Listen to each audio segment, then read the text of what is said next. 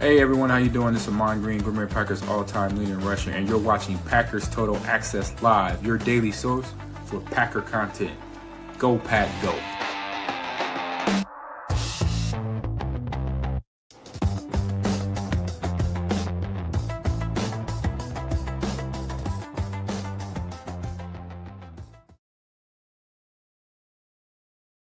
What's up, guys? Welcome into Packers Total Access. My name is Clayton. You can check us out over at patreon.com/Packer Fan Total Access. Also, follow us on X at Packers_access.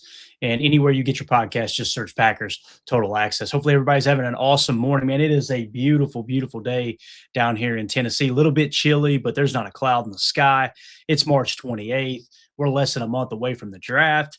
And we got a little roster talk going on today. I'm really excited to dive into as PFF, one of the writers over at PFF, actually put out I guess you could say, a power rankings post free agency. And I was pleasantly surprised at where he had the Packers. And really, when you dive into the moves that Brian Gutekunst made, I know there weren't any real flashy moves, but I feel very confident saying the roster definitely got better. Now, did it get as good as other rosters? That's the big question, right? You're obviously not competing with just yourself. But I was pleasantly surprised when I really did kind of break things down, especially for the price in which you got those free agents that were added. Not that the Packers are done yet.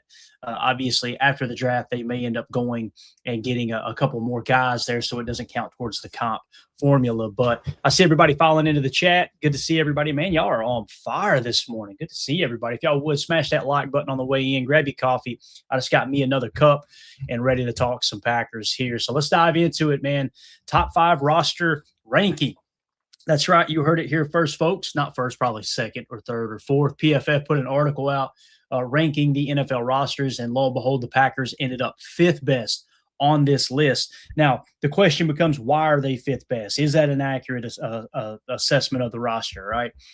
I think it's fairly accurate. Now, I'm not going to dive into the other rosters. I'm just going to kind of talk about what the Packers roster looks like. We'll go offense first and just kind of keep things somewhat organized. And again, the following rankings were created by Mason Cameron of PFF. You guys can go find that. Just go to PFF's website and you'll see the article right there at the top of the page. Out of respect to them, I didn't want to just show the article, obviously. So this is the rankings in which they have all of the teams across the league. Number 1 is your LA Rams. Number 2, Seattle Seahawks, your reigning Super Bowl champions. Number 3, Buffalo Bills. Number 4, Baltimore Ravens. 5 is your Green Bay Packers. 6 is the Lions, right behind the Packers. But I thought the Bears were the NFC North champ. That's weird. How's that work? Eagles, number 7. Chargers, number 8. Texans, 9. 49ers, 10. Now, if you go and scour through the rest of the list here, the Bears landed in the 15 spot. And the Minnesota Vikings ended up in the 18th spot. And, I feel like that's a pretty accurate depiction of the NFC North. The Lions could return to old form. You guys know going into last season, we had a lot of conversation here on the show about how the Lions, the big question around the Detroit Lions was going to be, well, what are they going to do without their assistant coaches? What are they going to do without their coordinators, right? We've seen Matt LaFleur have to rebuild his coaching staff multiple times because they had so much success right out of the gate, back-to-back 13-win seasons. Everybody was poaching our OC, and then, of course, some coaches within the defensive ranks. Then, of course, you lose Jeff Hafley. It's just Matt LaFleur has constantly had to evolve, not just the offense when he got to Green Bay. His core offense was a wide zone boot scheme. And what he did was he allowed Rodgers to leave implemented into the offense a little bit of the Mike McCarthy aspect and what they liked, while he really, really installed a good chunk of his wide zone boot scheme. And then lo and behold, it was year 2 or 3 with Aaron Rodgers at the helm and Matt LaFleur there. They started to lean in and press into the RPO game really, really heavy with Devontae Adams, right? So you went away from the wide zone boot a little bit more to more of an RPO wide zone scheme. And then you get away from the RPO a little bit more. It's still embedded in the offense, don't get me wrong, but you get away from that and you start to press into duo a little bit, right? Which is double vertical power, right?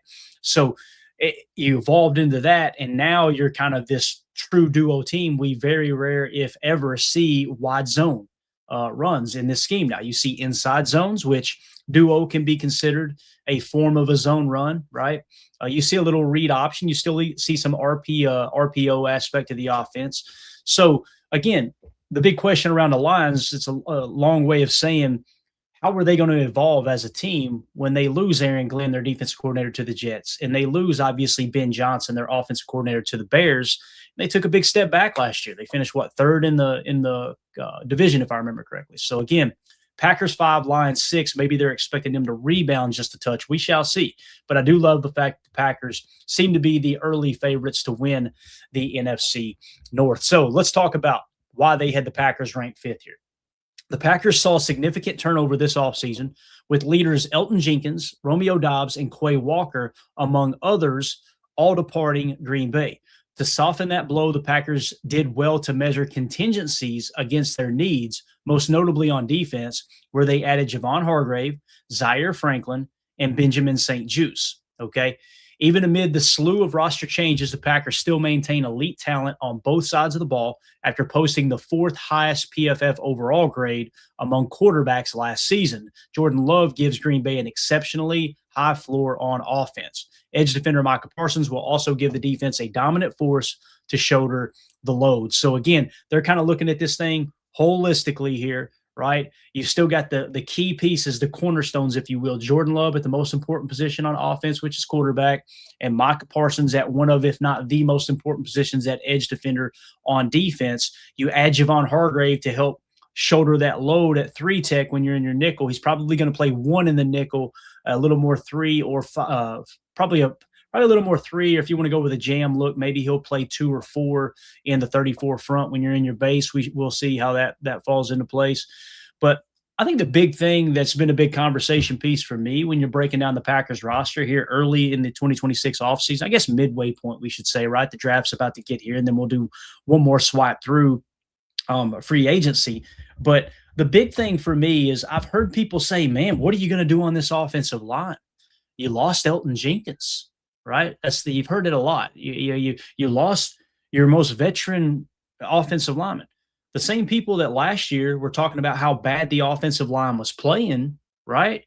Now all of a sudden they're like, what are you going to do without Elgton? What do you mean, what are we going to do without Elgton Jenkins? When he was on the field, he wasn't a great football player. He hasn't been a great football player for 2 or 3 years now. And again, would I have liked to have kept him? Absolutely, for the right price. Same as Rashan Gary. For the right price, I would have loved to have kept those guys. But it got to the point where it's okay, you're going to have to – we can't have you on this cap allocation, on this cap hit, right? And you're going to have to restructure and probably take a little bit of a pay cut. We might guarantee a little bit more money, you got to take a pay cut. Those guys aren't willing to do it, then you got to move on, right?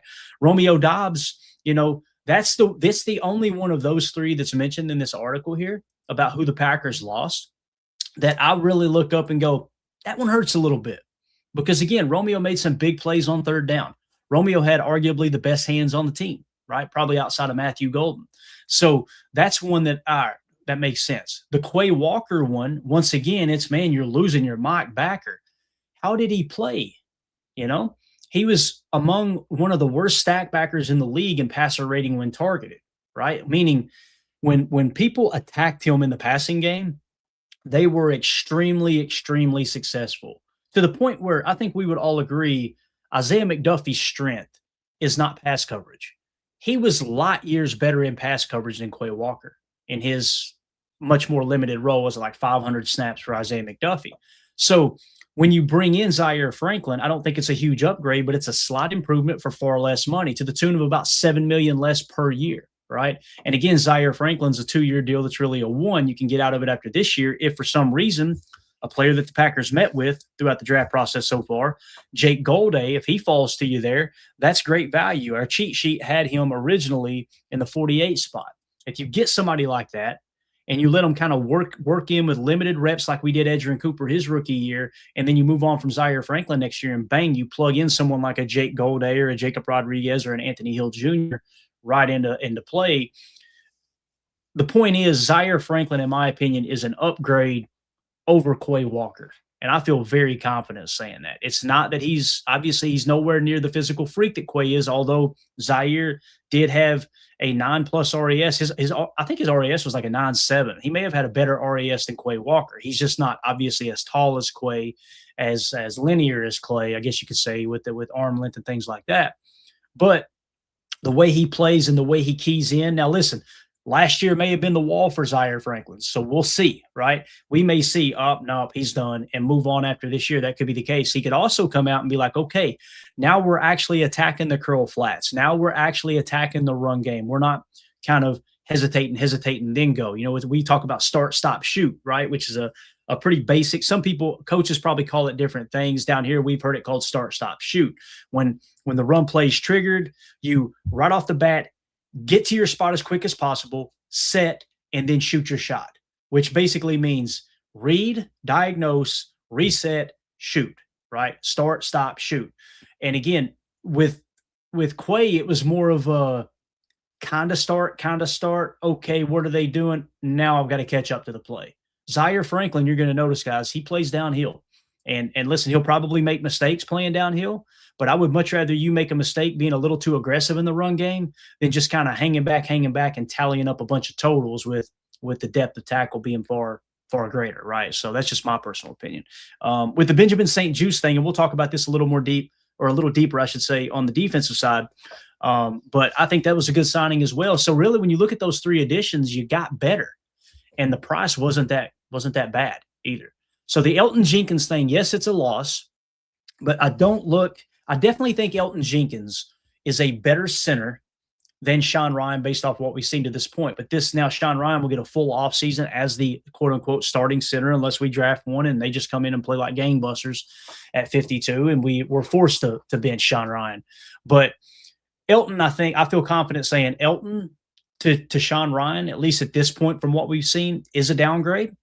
And then Romeo Doubs, however, is probably going to be going Romeo Doubs to Matthew Golden, right? I think that's going to be an upgrade, and I think it's going to be an upgrade this year. I think you're going to notice that, okay, wow, Matthew Golden, he knows the offense now. He knows the choice routes, whether he's playing Z, F, or in this case, maybe taking some of those boundary X snaps that Romeo Doubs ate up his entire time in Green Bay. I think you're going to notice real quick, yeah, Matthew Golden's a significantly better receiver than Romeo Doubs. And that's no shade at Dobby. I love the fact that Dobby got paid. There's no shade toward Quay either. It is what it is, right? Again, if you see it, you got to say it. I'm not saying my analysis is more accurate than anyone else's. That's just how I've seen him play. Every single year, I found myself with Quay the same way I was with Darnell Savage. Maybe this is the year. Maybe this is the year. Maybe it'll click this year. And it just never did. It didn't. Physical freaks, both of them, good athletes, right? But it just never, ever did click. So that's just kind of a quick breakdown of where the Packers are on this list, okay? They are ranked 5th. Again, they are at the top of the NFC North according to this list. They're 5th. The Lions are 6th. The Bears are 15th, and the Vikings are 18th. Hit me up in the comments. Let me know how you feel about those rankings. Do you think the Packers should be in the 5th spot? Do you think they should be in the lead in the NFC North based off the roster? And, yeah, let us know in the comments. Let's take the conversation over there. Hit that like button, hit subscribe, click the bell icon.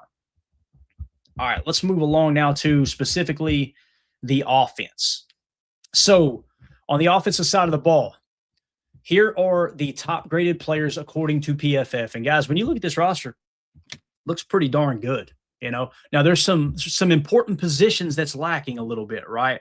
And obviously, Jordan Morgan, his grade was majority played at guard, right? So left tackle, tier 1 of importance, quarterback, tier 1 of importance. Well, leading the way here on offense, Jordan Love was the 4th highest graded quarterback in the entire NFL last year at 88.8 was his PFF grade, all right?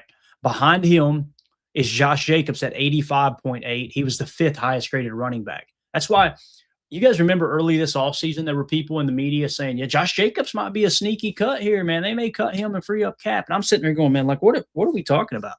Dude's a leader on the team. Still got a lot of gas in the tank. He was one of the best running backs in the league last year. We just blocked like cheeks in front of him, right? So, again, Josh Jacobs, I have all the faith in the world in him. We just need to get him a little bit of help. Maybe this is the year that Marshawn Lloyd stays healthy and he's able to stay on the field and help Josh Jacobs and take a little bit of that workload off of him. But I'm excited to have Josh Jacobs back. Third on this list on offense is Zach Tom at an 83.5. He's the 10th highest graded tackle in all of the league. So again, you're talking about two different starting tackle positions. So you break that down into 64 spots, right? And that would be starting caliber for one of the two starting tackle spots. Well, if you divide that 10 by 2, obviously you would say, okay, Zach Tom is a top 5 right tackle in the league, theoretically speaking. He may be 8th, he may be second best, but an 83.5. And while dealing with injuries as well, you feel really, really good about the right tackle position. And again, tackle is tier 1 importance. Specifically, I focus on the blind side of the quarterback, but right tackle in today's NFL is huge because what we've seen teams do was rather than try to rush the blind side of the quarterback with their best pass rusher. I know Myles Garrett does it, but they're more – I feel comfortable saying that most teams want their best pass rusher over the right tackle because they know the right tackle is not going to be as dominant, as good of a player as the left tackle because it's such an important spot. That's not my opinion. That's coaches at all levels' opinion. I've gotten a lot of input on that and asked people's opinion here locally as well. Coaches, no, absolutely. Blindside tackle is the most important offensive line spot. So again, that being said, though, when you start to line your best edge rushers up over right tackle, it's important that Zach Tom is that good. Christian Watson, really excited to see what he does this year. 82.7 is the PFF grade on 473 snaps. He was the 11th highest graded wide receiver in the entire league. I think he's your number 1 receiver, guys. I think he's that dude that, you know what, I'm not excited about paying him top 5 wide receiver money. I don't think I would do that. But, man, if you can get him for $20 million, $18 million per, something like that, lock him up right now. I've seen enough. He's a team leader. He always keeps his mouth shut. He's never getting in trouble in the media or anything. And most receivers, they have to deal with that. I mean, just look at Stephon Diggs, right? And everything that's geared around every stop he's made, right? So with Christian, man, he's a leader. He's been touted as both Matt LaFleur and Brian Gutekunst as one of the most intelligent football players they've ever been around. Football IQ, physical freak, 6'4", 6'5", whatever he is, 4.3 40 speed. You've seen his hands get much better this year. I felt like his route running got even better, which was surprising, seeing that he was probably having to really harness the routes that he was working on in the offseason with the ACL recovery. But yeah, Christian Watson, he's your number 1 receiver. And when I say number 1, guys, he's the closest thing we got to bracket that guy. I don't think defenses are going to come out and bracket Matthew Golden. I don't think they're going to come out and try to bracket Jayden Reed. Although if they bracket Christian Watson, watch Jayden Reed have a phenomenal year. And if he does have a phenomenal year, Jayden Reed last year is 70.2, but only 217 snaps. Obviously, he got hurt in week 2, really slowed down his progress. But if they start to bracket him, look for Tucker Kraft and Jayden Reed underneath getting really freed up. And also Matthew Golden on the boundary side. That's why you love the thought of, in my opinion, Matthew Golden being the X and putting Christian Watson at the Z. Because when you put Christian Watson at the Z, they've got to focus on that field side. They got all that ground to cover. Plus, we got a bracket cover number 9, who's an absolute freak, right? And then what that does is that leaves Matthew Golden in a phone booth on the short side of the field, the same as Romeo Doubs kind of work, right? Now, if you want to mix and match and put Christian Watson at the boundary X, I love that too. Because what happens? Now you've got them bracket and bending the coverage to the short side of the field, and you got all this space to work with field side for Tucker Kraft, Jayden Reed, and Matthew Golden, right? So, again, when you hear me say X or boundary X, short side of the field, the X receiver is on the line of scrimmage opposite the tight end. So, typically, he's by himself. Not always, but most of the time. Just think of all the Romeo Doubs highlights you've seen, X there, right? It's like Coach Lynn agrees. Thank you, Coach. Sometimes I get to going here. I get a little lost myself, but that's just kind of how I see offense. And again, I'm not saying that me and Coach are right and anyone else is wrong. That's just kind of how I look at. Because again, all football is, guys, and not to make it too simplistic, because we know it's a very detailed game. It's a very, very complex game when you dig into the true X's and O's of it. But Bill Walsh said this all the time, right? And it trickled down through Kyle Shanahan's coaching tree. All football is attacking space and defending space. That's it.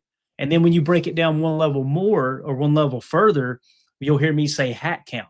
Well, how do you defend that space? How do you attack that space? Put yourself in an advantageous situation so that you have a +1 or even in some cases a +2 hat count, whether it's in your blocking scheme or whether it's in, attacking one side of the field, and again, go to the college ranks. And one of the greatest, probably, I feel comfortable saying the greatest coach in college football history, in Nick Saban, his match coverage, the whole premise behind it was playing box and triangle. And what does that mean? If we've got 3 receivers to one side, we're going to play a box on him. We're going to have 4 defenders playing a box around those 3 receivers, essentially. And there's going to be match principles. If the 3 goes vert, you take him in man coverage. If the 3 stays shallow and the 2 runs a corner, you make sure you attack that. All these things coming into play, right? We don't have time to go into all the details. But he would play box over 3, and he'd play triangle over 2. So you form a triangle with 3 defenders over 2 receivers. And again, all football is attacking space and defending space.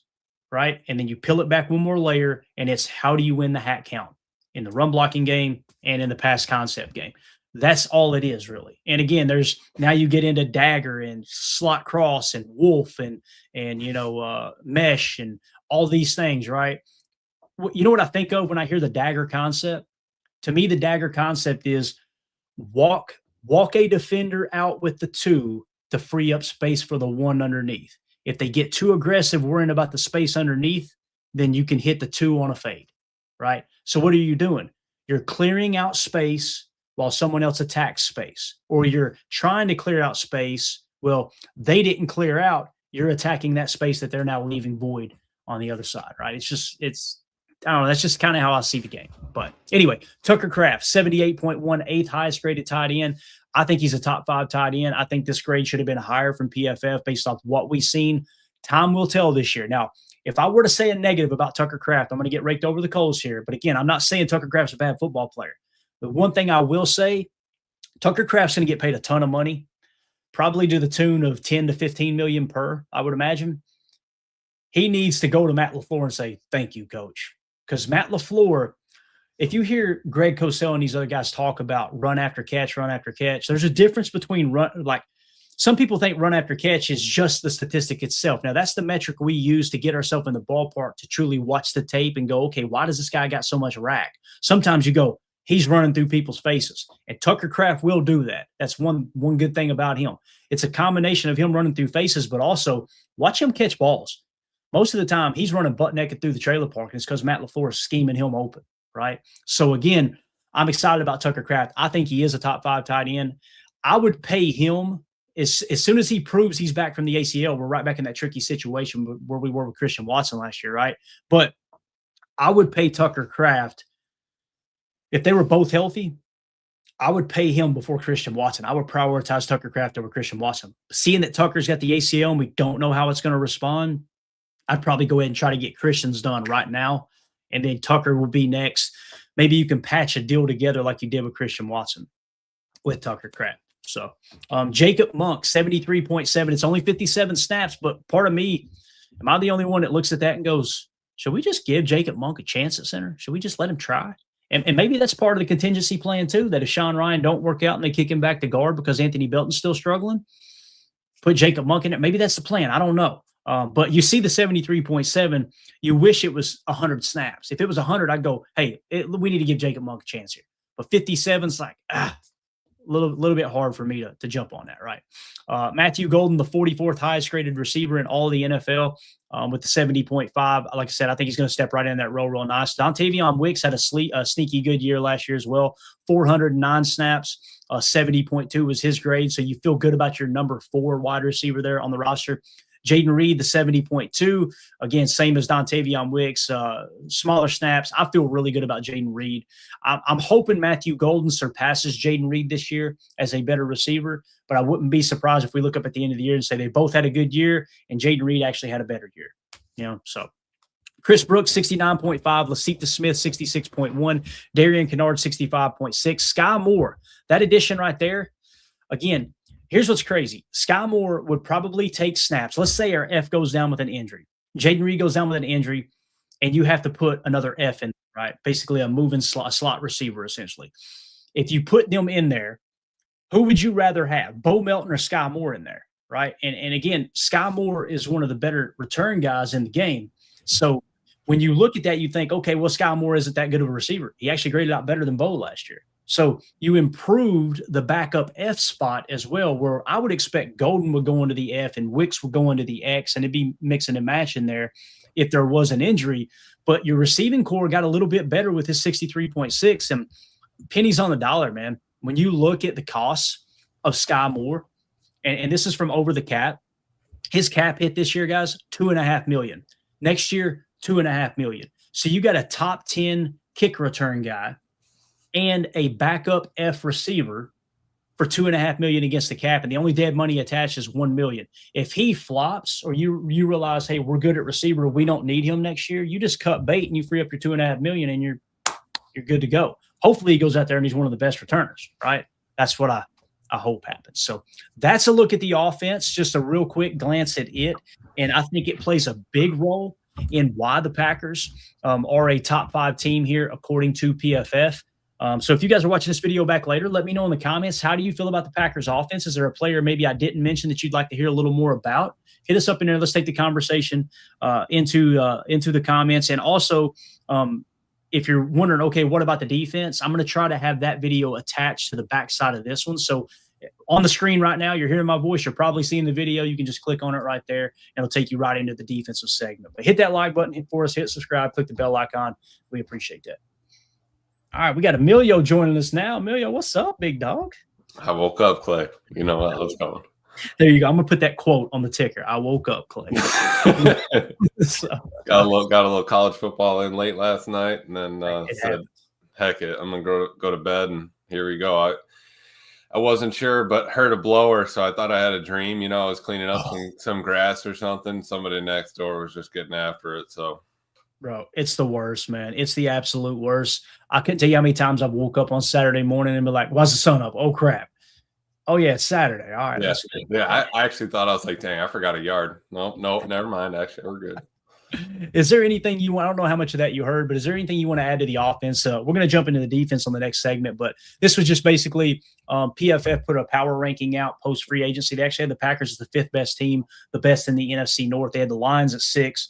They had the Bears at 15 and the Vikings at 18. How do you feel about that, man? That's the only thing I would say is interesting, because when I was listening to the PFF pod, those two dudes that do it, the one guy had us graded as like a D. Like, he gave us an overall off-season score of like a D, which was the lowest in the whole league. So it's like, okay, you're giving us that. Bears got like a B+, B-, something like that. Mm-hmm. And now we're over here. Same thing with their board, right, Clay? It's like, all right, you had the best player in the league or in college football, graded out best, whatever. He's 320th on the PFF big board. Why is that? Right. So I like that they hammered it out. We're top 5.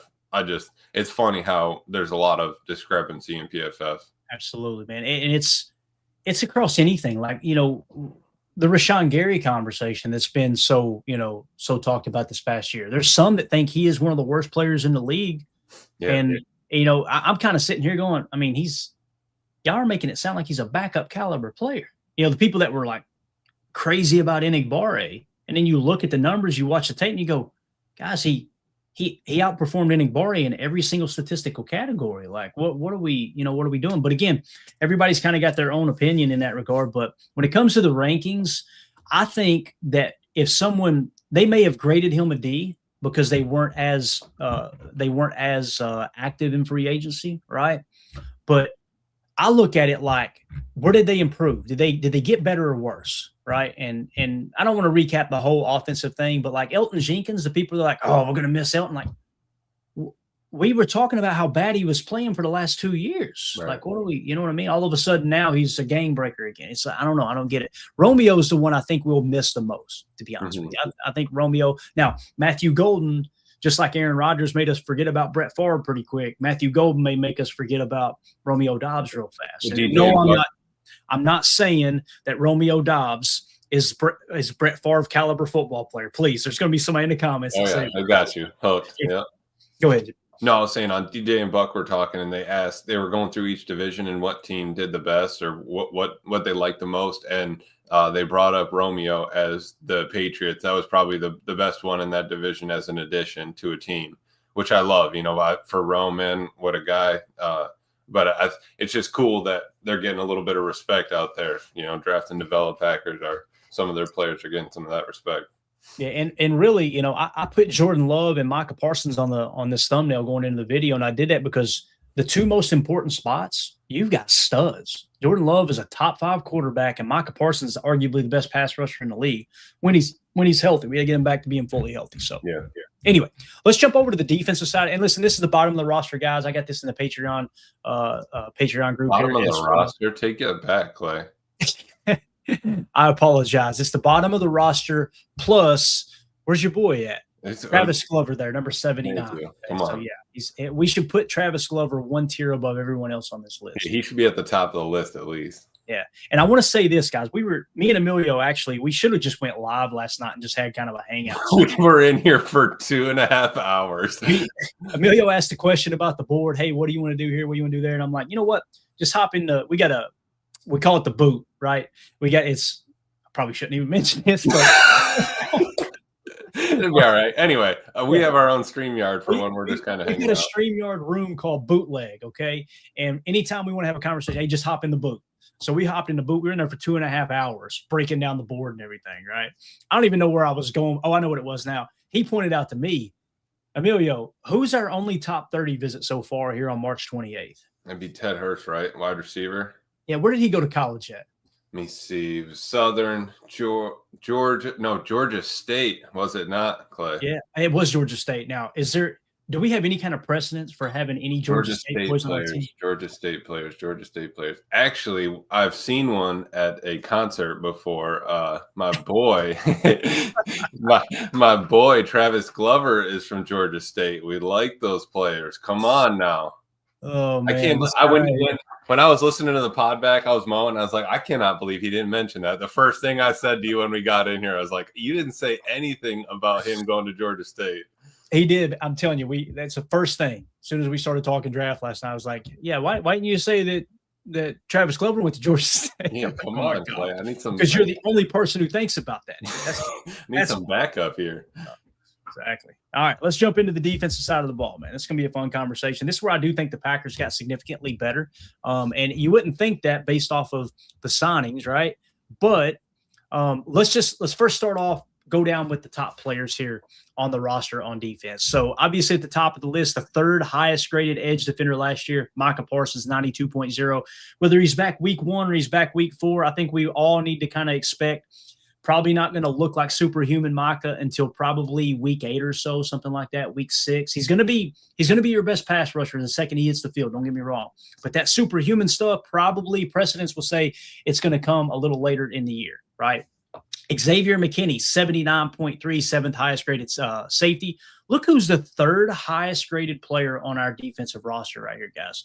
76.3, Benjamin St-Juste, free agent signing. He was the 12th highest graded cornerback in the league, and he had the highest zone grade of any cornerback in the league. And you just went out and got him for, I don't know, pretty much nothing, right? As a matter of fact, I've got it right here. We'll come back to this list.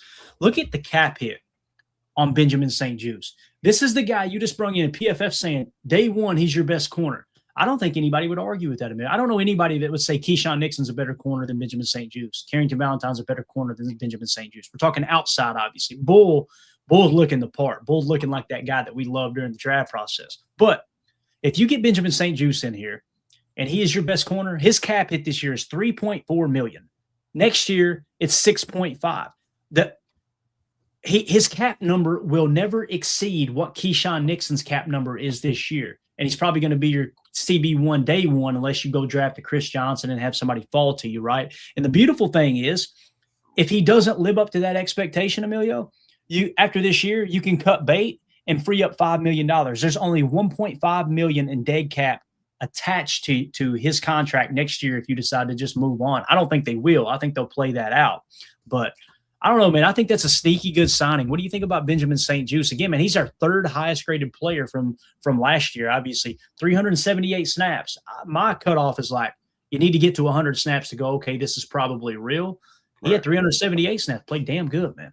Yeah, I'm excited, honestly, to have him as an addition. You think about the teams that made it far in the playoffs. They got good corners. Christian Gonzalez on the Patriots. You got maybe McDuffie or whatever. And Seattle. So, I mean, there's a lot of good secondary teams. I think that it's going to help. It's never going to hurt. The fact that we've only spent what, 10 million maybe on our cornerback room in the past. So then you add in St-Juste. Okay, still not breaking the bank. I think that is something that we can work with. If we're going to lay heavy on safeties, perfect. But we do need to find somebody that can hold it down on the outside. If you're going to add Trayvon Diggs in a couple of weeks, whatever. But we do need to have a baseline out there. I like that you brought in somebody that isn't, top 64 kind of guy, somebody that potentially could be that number one, a starter, a top 32 kind of player. Definitely. Fourth on the list with a down year, which is wild to think about. Edgerrin Cooper being the 17th highest graded linebacker in the league, second-year player. Obviously, rookie year blew up. This year, 75.8 is the grade, but 1,089 snaps. Really excited about Edgerrin Cooper in year 3. Lucas Van Ness, and again, one of the losses this year is you let Rashan Gary go. You traded him for a fourth-rounder next year, fifth-round value, obviously, current year, and you're replacing him with Lucas Van Ness. Lucas Van Ness, 15% run stop rate, damn near a 12% pressure rate. He's just as good of a run defender, according to the numbers. Again, according to the numbers, he's just as good of a run defender as Rashan Gary. He's a slightly less effective pass rusher than Rashan Gary, both in sack rate and pressure rate. But if he takes another step, you look like you got that run, that edge setting run defender opposite Micah Parsons when you need to really gear that up in a specific game plan for someone that particular week, right? So LVN and Edgerrin Cooper, man, I think they're poised to take a big step this year. LVN being the 25th highest graded edge. This right here, Emilio, is why I struggle with, well, just take an edge at 52. We're weak at edge. We're weak at edge because Micah's banged up. I don't know, man. I kind of like the idea of Lucas Van Ness. If we come out here in week 2 or 3 and he's balling out, give that dude a contract extension, Yeah. That's a lot of green right there. And for a guy that was a first-round pick, 13th, it was sort of a slow start. People were dogging on him the first year, wasn't good enough, dogging on him the second year. Got a little bit better this year. Everyone kind of shushed up for a little bit. And then, if he doesn't turn out this year, everyone's going to crush him. But like you said, I think he's making the right progress. He's getting better. Remember, when we went and watched him, he played with a thumb injury, broke his thumb or whatever, fighting through that. He understands being selfless. He understands, selling out his body so that somebody else can loop around him, get the sack, all that stuff. And I think he's just a guy that, physically you want on your team. Mentally, seems like he has the right attitude. I'm not opposed. I love LVN. I think we need to keep him around for a little bit. Definitely. Coach Lynn says he agrees with that. Thought this was interesting. Blake B in the chat says, Cooper and Gute duo would be real nice. It would, man. If Gute's there at 52, I'm totally on board with taking that pick. That would be kind of your linebacker duo moving forward. Obviously, I like what Mr. Harrington says here in the chat too. St-Juste, Trayvon Diggs, and Chris Johnson will make our cornerback room a million times better than last season. I feel comfortable saying, Emilio, if you were to get Trayvon Diggs in here and Chris Johnson fell to you at 52 and you pulled the trigger on that draft pick, you took a weakness and turned it into a strength. We almost had too many at that point, and then we're rotating. Right. Yeah. Right. It'd be not, basically your starters last year would now become your 4th and 5th cornerbacks, right? So that's pretty damn, and they played, listen, I know Keyshawn, people were upset about Key, but you see him on this list, 66.7. He was the 37th highest graded corner in the entire league. That's what you got to kind of look at. How are they stacking up against everyone else? Don't just look at the number of grade, right? Where are they ranking across the league? Yeah, man, it's that would be a dream. Now, I think Chris Johnson's going to be long gone, Mr. Harrington. Now, again, not to bring up Gary Wolfel again, but boy, Emilio, people lost their minds in the YouTube comments on that. You remember me posting the tweet? The guy named Gary. Yeah. Yep. I remember. Yep. I didn't know who he was, right? I'm like, hey, man, I'm going to give him a shout, give him credit. He's the one who's reporting this. People in the comments did not like that gentleman. Didn't we meet with somebody, not him, but last night Easton put it out there at the SDSU Pro Day at the San Diego State. Wolfel did? No, not Wolfel. No, we met with somebody last night. Easton tweeted out, but it was at the SDSU Pro Day, which is like, okay, who else are we there to watch? Right. At the San Diego State. So it's like, all right. Good point. Yeah. There's a lot of smoke to that fire. There is, man. So yeah, I like what Mike says here in the chat too. I'm calling it now. LVN's on the Trey Hendrickson progression path. I'm glad you brought it up, Mike. We pointed out last year on the show that if you look at Trey Hendrickson's first 2 years in the league and like where Trey Hendrickson was in his career and where LVN is, the numbers were like almost identical. Mm-hmm. So it might be onto something here, man. He may take an absolute huge leap this year. That would be so cool, man. Next on the list, Evan Williams, 70.1. Love it. 29th highest graded safety. He's going to continue to get better. I believe that with everything in me. Another key signing here, Emilio, Javon Hargrave, right? Defensive tackle. You see the 68 and go, man, he's not good at football. He was the 36th highest graded defensive tackle. So anything inside the top 64 would suggest he's starting caliber, right? He's 36. He's borderline number one defensive tackle. And then when you look at his contract, it's very, very team friendly as well. The cap number this year, $7.7 million. Put that in perspective, guys. That's about what Keyshawn's getting against the cap. All right. Now you're going, okay, yeah, but it blimps next year. It does 15.2. But notice the dead money attached is only 5.2. If you decide to move on next year, you're freeing up $10 million in cap space. You wipe the books clean, you absorb that cap hit or that cap penalty, and you're off and running. So that's another reason why, as someone mentioned up here, I think it was MS Sports or M Sports Review said Kristen Miller and Malik Muhammad day 2 would make us a top 5 defense. If Kristen Miller is there at 52 and you run the card, you got Javon Hargrave for 1 year, let Kristen Miller kind of cut his teeth, and then bang, he's off and running, right? So I'd be okay with that pick at 52.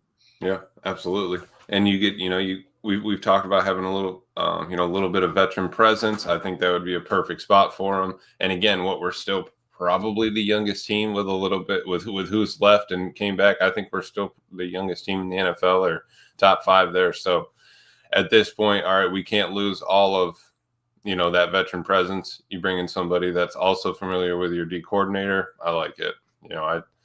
I'm excited. I really am excited to see what this defense is going to be all about this year. I completely agree. Some other players to mention here, Jonathan Baldwin, 67.6, but only 66 snaps. Kamal Haddon, obviously he's coming back from the injury. We'll see when he actually gets back on the field. Keyshawn Nixon, we talked about, 66.7. I know it's not an ideal CB1 situation. He was our best cornerback last year, and that's not good, but he didn't play horrible football. He just played bad football in the biggest moments, in my opinion, although he did get that game-winning interception. Let's put it this way. If he had caught the game-winning interception in the playoff game against the Bears instead of that regular season matchup, we all probably feel totally different about Keyshawn Nixon. Instead, we seen what happened in the playoff game, right? So it does seem that like every once in a while, it's some of those tight games, or like in the super big moments is where he gets a hiccup or two. That Giants game, that slot fade, the slot fade that he was covering against Tommy Cutlets, and he cut him up. That one just hurts, right? So it seems like end game or sort of, one play kind of thing for Key that hurts it. Definitely. If everybody would take a quick second, smash that like button for us. It helps the channel more than you guys know. Doesn't cost a dime. We would really, really appreciate y'all doing that. Thank y'all so much.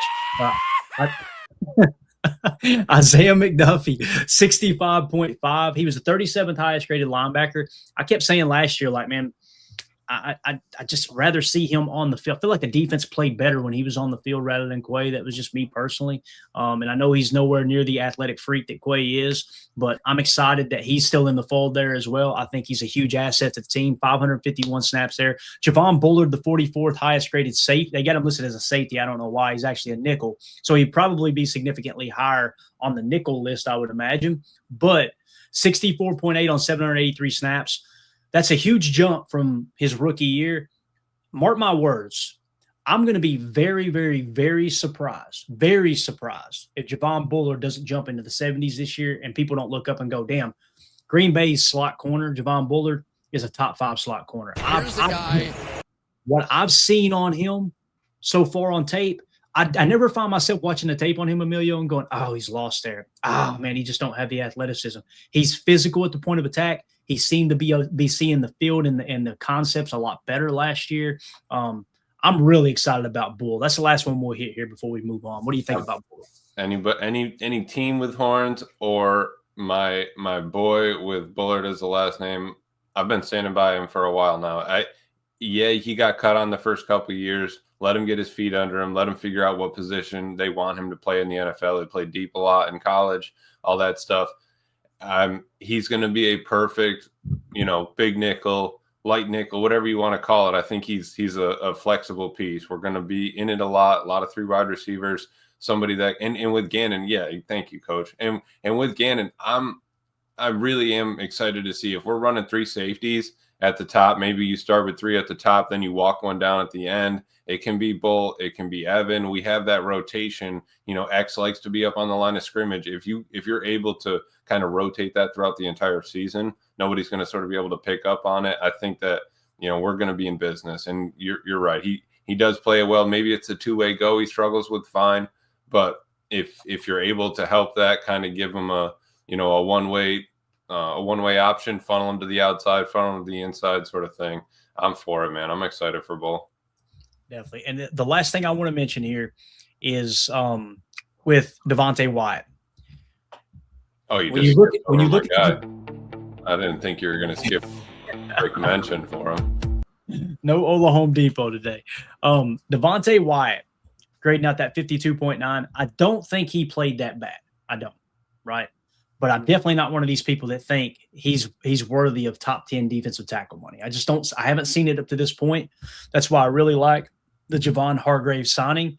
I mean, when you look at that, if you remove the names and just looked at the grades, you go, dang, dude, yeah, that's which one would you be more excited about? Javon Hargrave at the 68 or the Devontae Wyatt at 52.9? And again, when I turn on the tape, this is just me. When I turn on the tape and I watch Javon Hargrave and I watch Devontae Wyatt, you see Devontae Wyatt flash.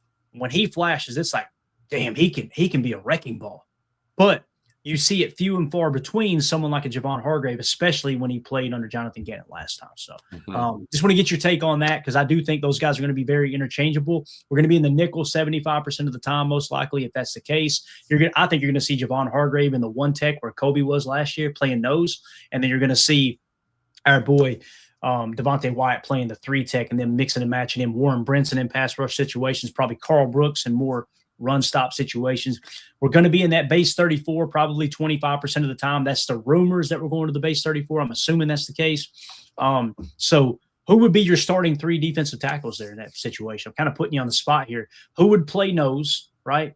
And then who would be your, let's say they're both, let's go with kind of a solid look. Let's say a two or even a 4-eye look, right? Where you got basically a guy playing 0 or shade on the center, and then the other 2 defensive tackles, if you want a 34 base. Who would be your starters there? Where would you put them? I'm going to put you on the spot. That's tough. I think you're right. I think Hargrave does probably play nose.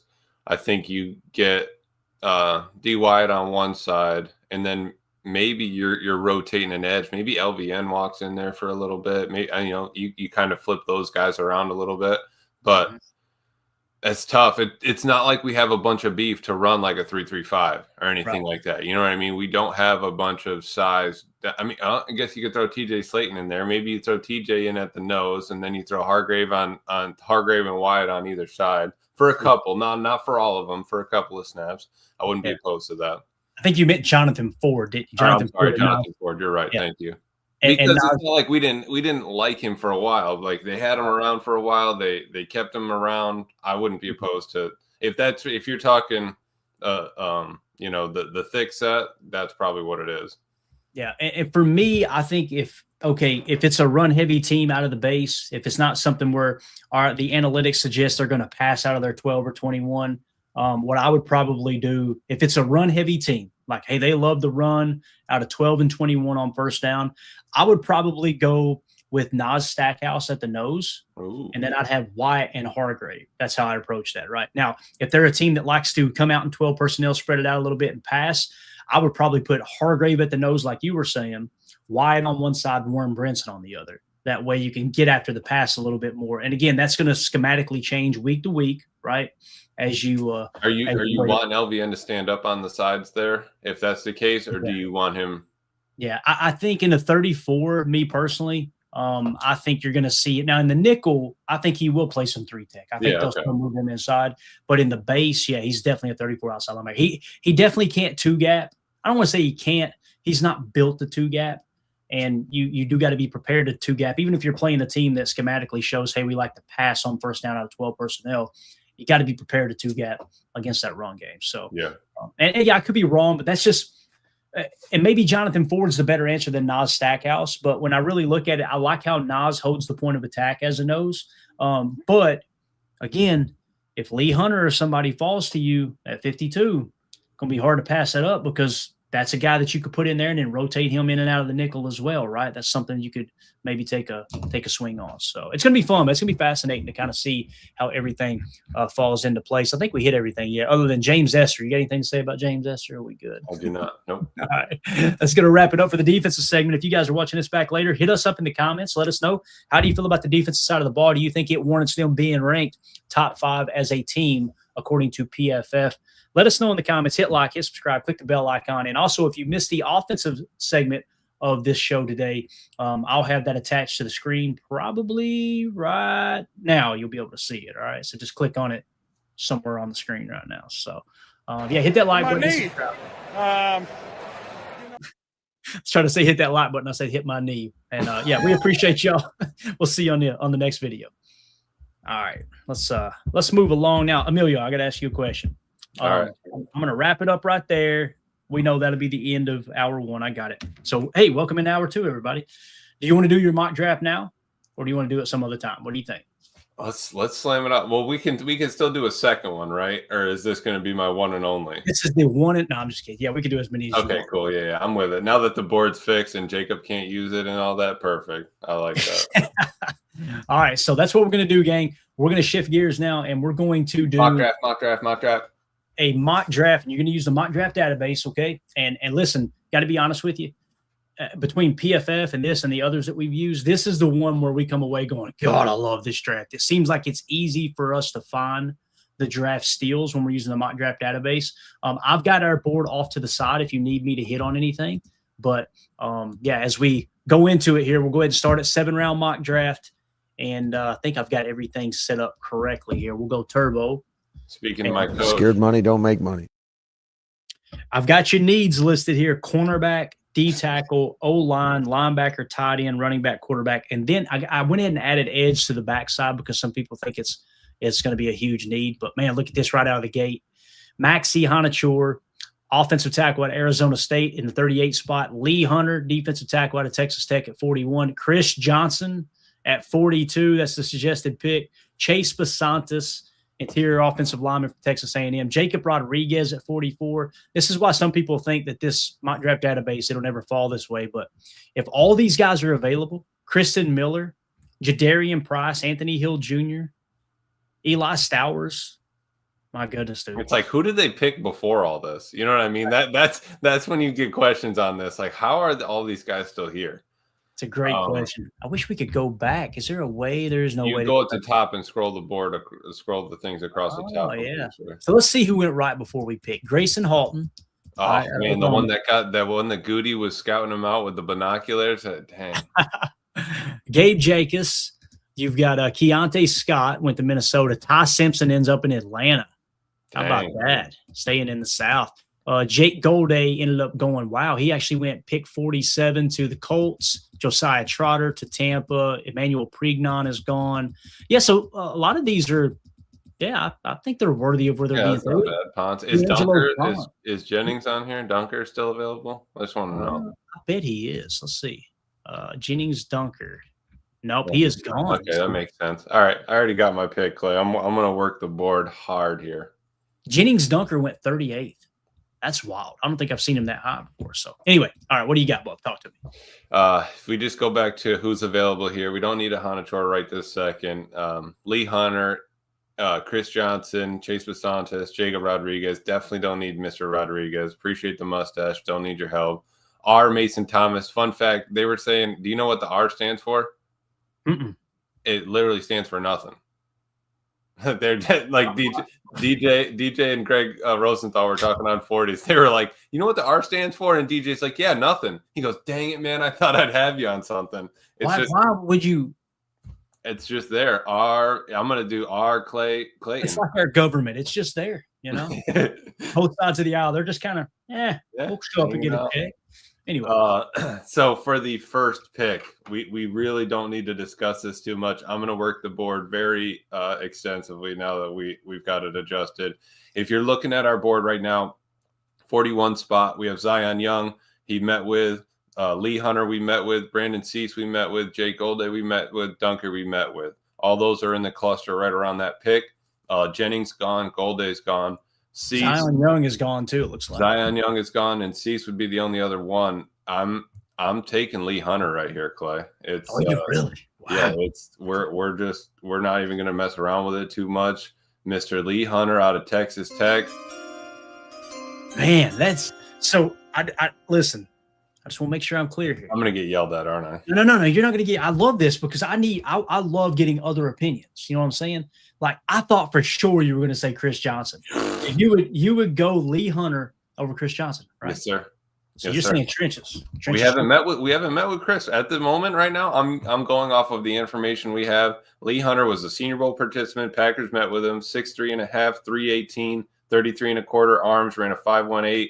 Only got better as the years went on. Everybody loves him. DJ had him top 27. Tankathon 37. Dane Brugler had him 60th. The only thing he didn't get was an RAS bonus. I'm not mad at that. He's a big boy. I love it too. Did Raji get an RAS bonus? I don't think so. He didn't, right? It was a low RAS. That's a great pull there. Blake B, looks like the chat's on board here, man.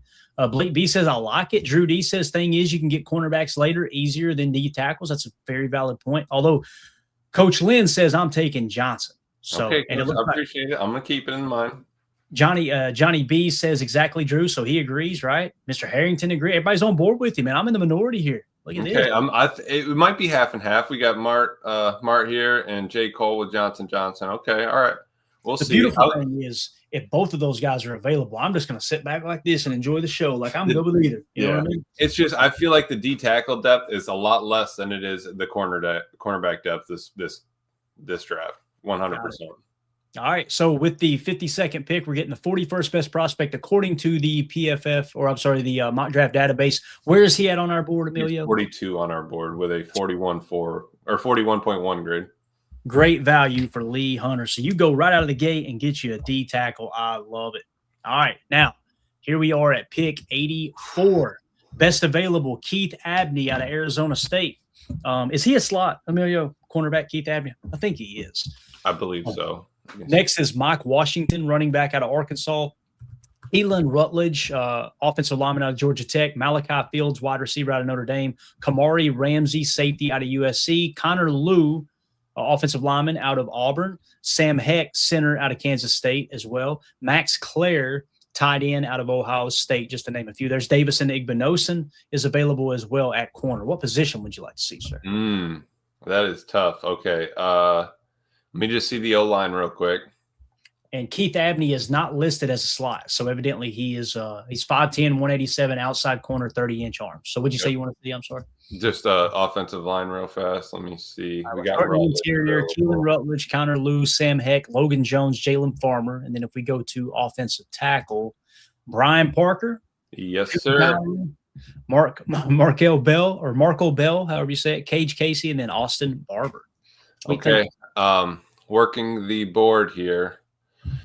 I do love Sam Heck, but if we're going off of precedent and what we like to see, we also drafted a 6'5" center before, correct, Clay?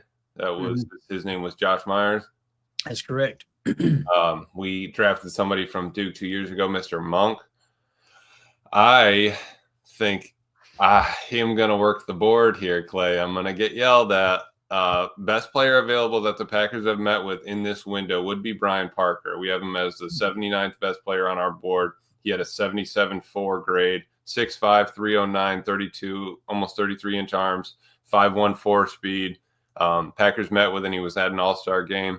The only other options for me, quote unquote, if I'm working the board in here right now, it would be Tanner Koziel out of Houston, Darrell Jackson, but I already picked up a DT, Mr. Pavier Jacob, and Justin Jolly. So I guess check tight ends real quick.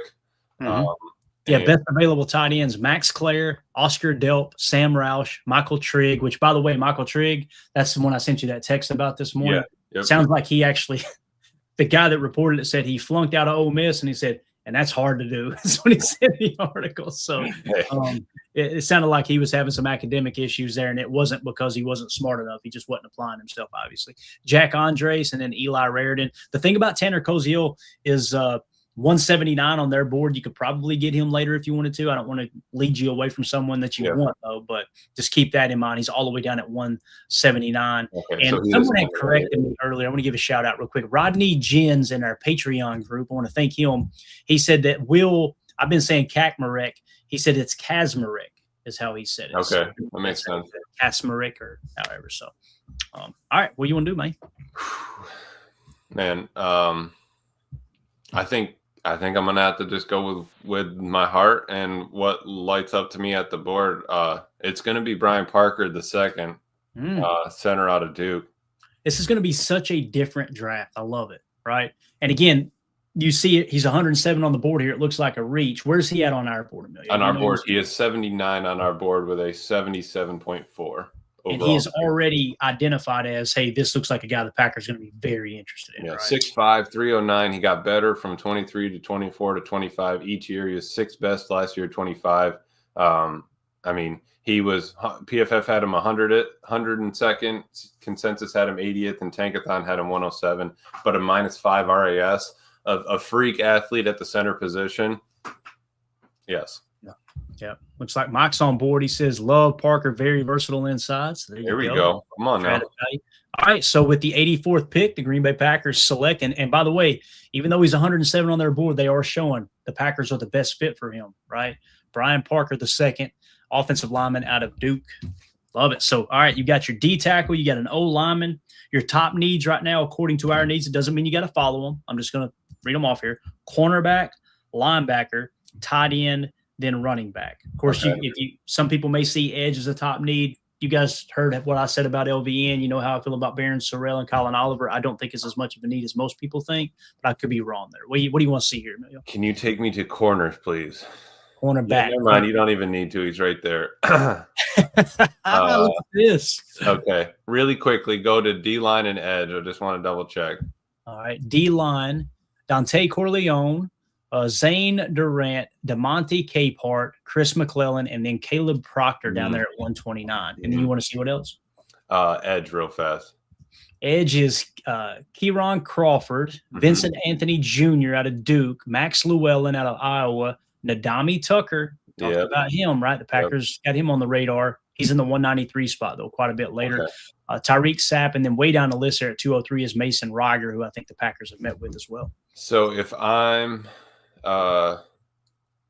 tight end real fast just to see, Justin Jolly's already gone, correct?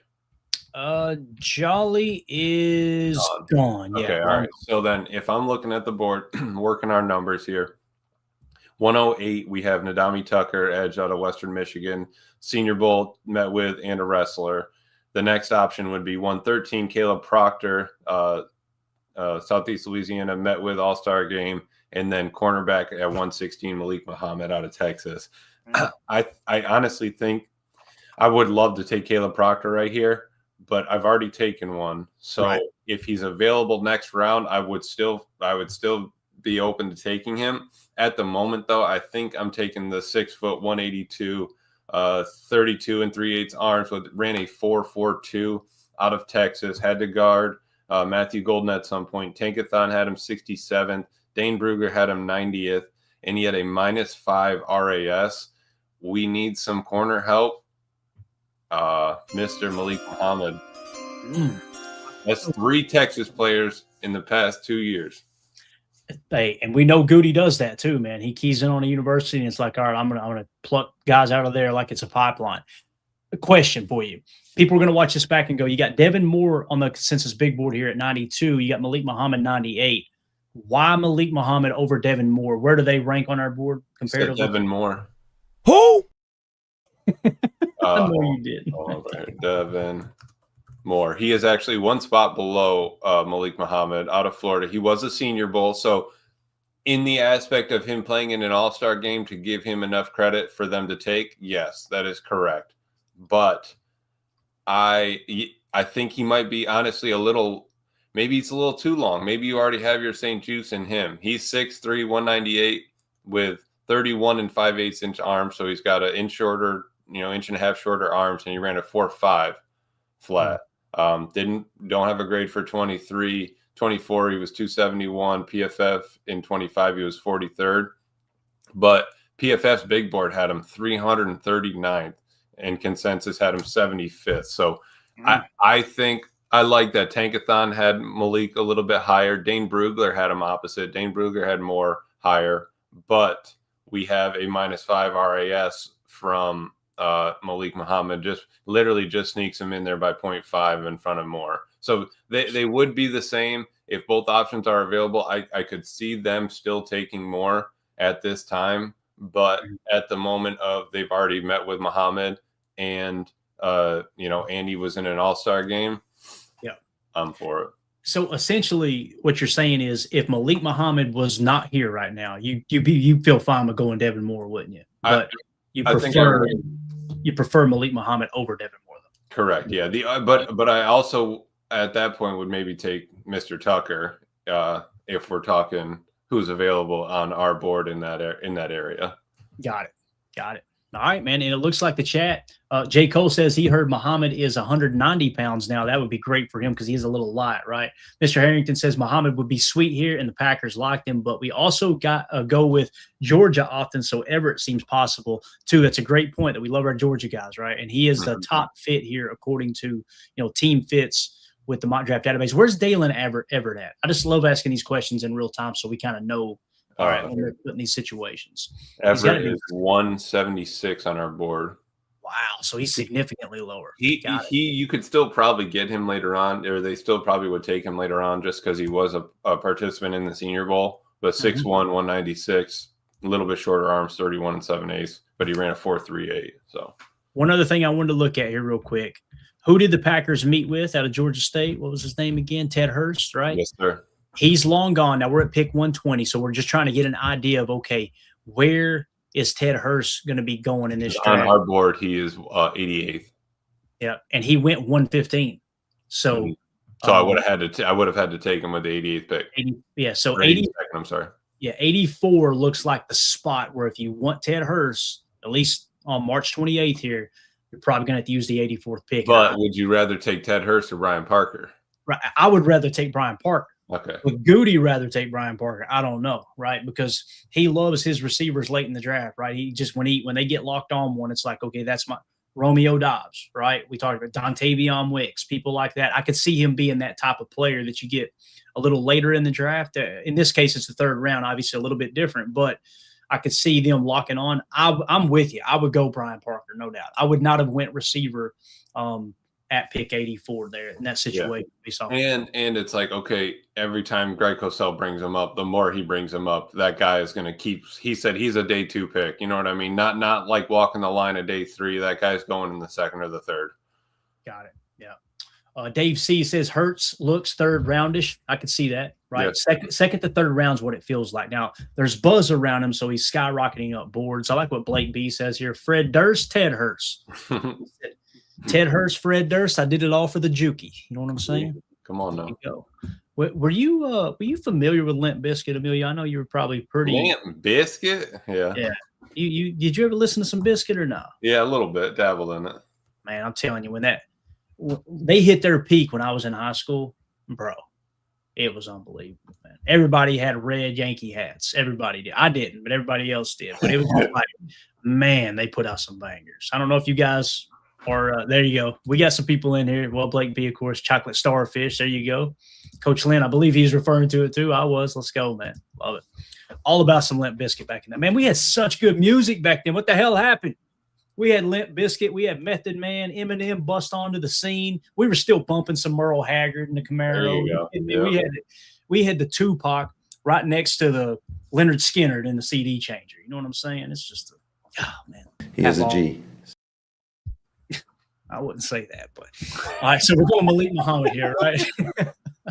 Malik Muhammad is the pick. All right, cornerback out of Texas, love it. So, man, there's your top 3 needs are filled. You did it. You went D tackle, O line, then corner, didn't you? To get yes, sir. I like it. This is a very, very unique draft in a good way too. So, all right, top needs. We're showing linebacker, tight end, running back, quarterback, edge. Again, you don't have to fill those needs, but that's what we're showing as the top needs. What do you want to see here, man? Okay, where are we at here? Let's see.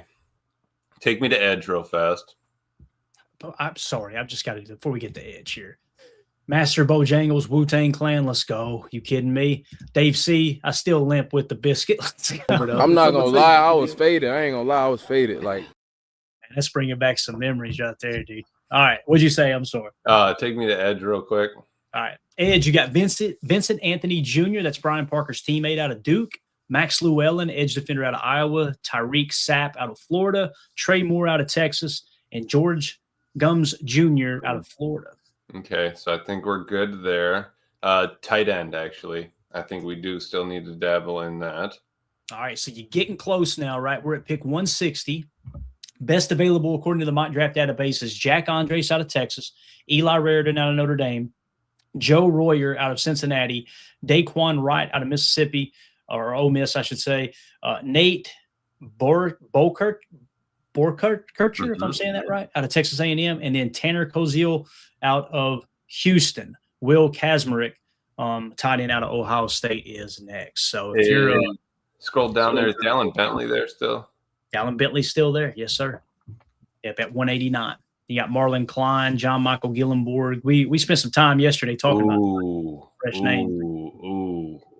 Thank God. What are you oohing about? What are you thinking about? Thankfully, you said that. Scroll down. Who's a little bit further down there?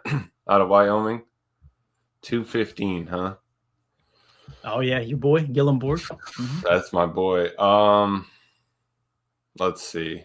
We have him at a 151.2, and he's sitting at 184 on the board. But where do we got Tanner Koziel? Who cares about Tanner Koziel? Are you serious? So are you thinking more like traditional Y tight end rather than like a receiving? Yes. Yeah. I think we tried that with Musgrave, and we'd rather go into 12 personnel a little bit more. Makes sense. Makes a lot of sense. But Tanner, you're right. I'm sorry. Your boy, the Koziel, he is at 83. 83. And again, more of a receiver, right? Yeah. He's definitely cut from the same cloth as Musgrave. So what I was thinking is, like, if you can get great value for Tanner Koziel at maybe this point in the draft and you go pull the trigger, you now don't have to re-sign Musgrave, right? You can just let Tanner Koziel kind of step into that role, and then you let Musgrave walk in free agency, potentially get a comp pick. And then later in the draft, whether it's a Miles Kitselman or one of these guys that we talked about liking last night, you get another tight end way later or an undrafted free agent to help kind of be that blocking tight end to compete with your Josh Wiley and people like that. I kind of like that approach. But again, Tanner Koziel, his superpower is definitely, being a receiver, no doubt about it. Yeah. He's not a blocker. Yeah. I guess go to linebackers real fast just to make sure I'm not missing anybody that we would need. I think I know where this is going. Just go down the list here. Yeah, let's just go straight to 225. Red Murdoch. So the top linebackers available, though, is Bryce Betcher, Caleb Elarms, or Aiden Fisher, Eric Gentry, Jack Kelly. There's some good backers sitting here, man. Mm-hmm. Where's Betcher? Actually, I can do it here. I'll just sort by position. If I go to the linebackers here, Emilio, and we're obviously – oh, you just resorted on me. I see what you did there, sir. I'm going to screw it up for just a second, all right? Give me just 1 second. I just want to go to the linebackers real quick and just kind of see where these guys rank together. So obviously you get down the list a little bit. Red Murdoch has a 132.7. Bryce Betcher is right behind him at 136. Lander Barton, who's a little bit further down their list, is behind Bryce Betcher. Then it's Aiden Fisher. Then it's Caleb Elarms. Or I'm noticing too, Harold Perkins is long gone, and we're not as big on Perkins, man. We are not, yeah. So I know the Packers met with him, but yeah. So anyway, you can sort the board now. I just want. No, you're fine. I was hung up on that a little bit because I was looking for Mr. Perkins, and he's already gone, right? So, and Coach is asking about Fitz. What's who's he talking about with Fitz? Is it a linebacker?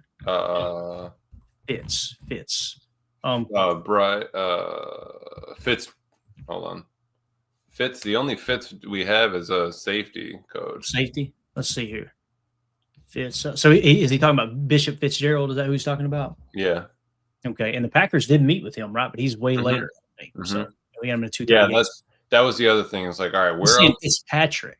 Oh, he's talking about the tight end Fitzpatrick for the Packers. Okay, gotcha. Sorry. Yeah, I thought he was asking about where is he. I think he's actually asking like, did he sign somewhere else? I don't think he's on the roster right now, right? Am I thinking right, John Fitzpatrick? I think you're correct. Yeah, because I think we brought back Josh Wiley. I remember that one. He's hurt. There you go. So he's the one who tore his ACL, I think, is what it was, right? Fitzpatrick. Yeah. There's something like that happened anyway. Okay. So, yeah, appreciate it. I think I know what I'm doing. Just take me to running back really fast, and let me just make sure, and then we'll let you know my decision here. Yeah, and Drew D says he's a free agent because of the Achilles. Got it. Thank y'all so much. Yeah. What do you want to see, Emilio? Running back real fast. Running back, Nick Singleton, Katron Allen. That's two fairly big names, right? Yeah. Kalen Black, Seth McGowan, Jamari Taylor, Roman Hemby, Adam Randall. Nick Singleton and Katron Allen teammates, right? I can't remember. Greg Cosell liked one over the other, I believe. Nick Singleton's more inline speed. I think Katron Allen's a thicker back. If I remember correctly. I want to say you liked Katron, but I don't want to say for sure, just because I remember Ross was asking about Nick because he's from that area of Pennsylvania or whatever. They're from that sort of same hometown there. Scroll down a little bit more on these running backs. Okay. So yeah, all right. So take me back to tight end, please. I was trying to look here. He liked Katron Allen significantly better. Yeah, that's what I thought. Nick Singleton, and we did as well, by the way. He's significantly higher in our board. So would you say linebacker? Tight end. I'm sorry. Yep. And we're gonna scroll down a little bit. We're gonna pass your boy, Mr. Cozy L. Kakmarak could be, or Kazmarek. How do you say it? Kazmarek. Yep. Kazmarek. He could be a possibility because they did meet with him, but according to our board, and they're both basically the same. John Michael Gillenborg, Senior Bowl, met with wrestling. Kazmarek, Ohio State Senior Bowl, met with and wrestling. The Michael Gillenberg will have him by half of an inch on his height, a little bit lighter, 10 pounds lighter, and he has inch shorter arms, but he ran a 4.6. I think you go with a guy that runs a 4.6 over a 4.75, and I think you're pretty happy with that actually. Okay. I'm gonna take Mr. John Michael Gillenberg, tight end out of Wyoming. We like our tight ends from the Northwest over there, and I'm with that. All right, we're at pick 160 right now. Okay. Gillenborg is 250. I'm not trying to talk you out of the pick. I just want to see, can we get him later? And I don't want to be the reason you don't get your guy, but seriously, I just want to take a look here. What kind of GM are you, Clay, over there? Just trying to. So 201. We've got pick 201. All right. So this suggests you could get him at 201, but if you want him now, we'll take him now. I don't trust mock draft database. It's your guy, right? Somebody said to Ted, it's a lot to give up for him when they were trading up to get Clay Matthews. He said, I want the player, is what he said. All right, you got it. So, all right. So with the, what is this, 160s? I'm no pancake eating, you know what I'm saying? So. We're going tight end out of Wyoming, John Michael Gillenborg. Come on now. All right, so you got your tight end, top needs, linebacker, running back, quarterback, edge. Limp Bizkit got us a little behind schedule. That's all right, though. So, all right, what position do you want to see here, man? And by the way, just to point out here, Eli Raridan's still the top tight end available as we get to our next pick. Joe Royer is still there. Daquan Wright's there. Nate Bokercher, however you say it. Tanner Koziel is still there. They don't like him, Clay. What's wrong with your boy? Everyone's because they don't like to win football games. It makes a lot of sense why he would drop, though, because he's not, he can't play that inline 12 like we're talking about. Yeah, absolutely. So best available is Matt Golban, center out of Michigan State, Eli Raridan, tight end out of Notre Dame, Joe Royer, tight end out of Cincinnati, TJ Hall, cornerback out of Iowa. I think the Packers met with him. I don't know how he's on our board. That's pretty easy there, Clay. How many more picks do I have? That's a great question. Let's see. So this is pick 201, right? Yep. So you got 236 and 255, I believe. So only have 3 picks left. Okay. Including this one, 3 picks, yeah. So if I'm going off the board, next available for a player that the Packers have met with, Mr. TJ Hall is very intriguing. Harold Perkins is already gone. The only other one I would be looking at a running back, Damon Claiborne out of Wake Forest, or I would be looking at potentially another D tackle or offensive tackle. So Claiborne looks like he's gone if I'm looking at the board right. Okay. All right. Okay. So you said D tackle, is that what you said? Yeah, the only other one would be Landon Robertson out of Navy. Landon Robertson. Now, where's he at? He's long gone too. Wow. Okay. And then 2 tackles would be Alex Harkey out of Oregon or Alan Heron out of Maryland. Harkey or Heron, right? There's Harkey. He's in the 377 spot. You can get him with your last pick easy. Perfect. Okay, so then, yeah, I guess if I'm looking at it like this, based off the board, Mason Reiger's gone. All those guys are gone. Rayshawn Benny's gone. So per who the Packers have met with and was in the Senior Bowl, I'm only working off those guys, really. TJ Hall, cornerback out of Iowa, is going to be the best looking pick, and he's gonna look great next to our boy LVN and Malik Muhammad and St-Juste. So hey, don't worry, I'm fine, Clay. I'm fine. We got time. All right. So TJ Hall, cornerback out of Iowa, we have him at 6'1", 190, 30-inch arms, ran a 4.59, got better each year. PFF didn't love him at the end, 237, consensus 217. Tankathon had him 166. We have him as a 174 overall grade. There you go. That's the pick. And again, mock draft database is a suggested pick for the Packers. Cornerback out of Iowa, TJ Hall. All right, so you double dipped on corner. I like it. You went early, you went late. Good stuff. Top needs, linebacker, running back, quarterback, edge. What would you like to see, sir? Take me to Ed real fast, please. Edge is Tyreek Sapp, George Gumbs Jr., Quintavious Hutchins, Logan Fano, Nigelic Kelly, Aiden Hubbard, Michael Heldman, bunch of I don't know who.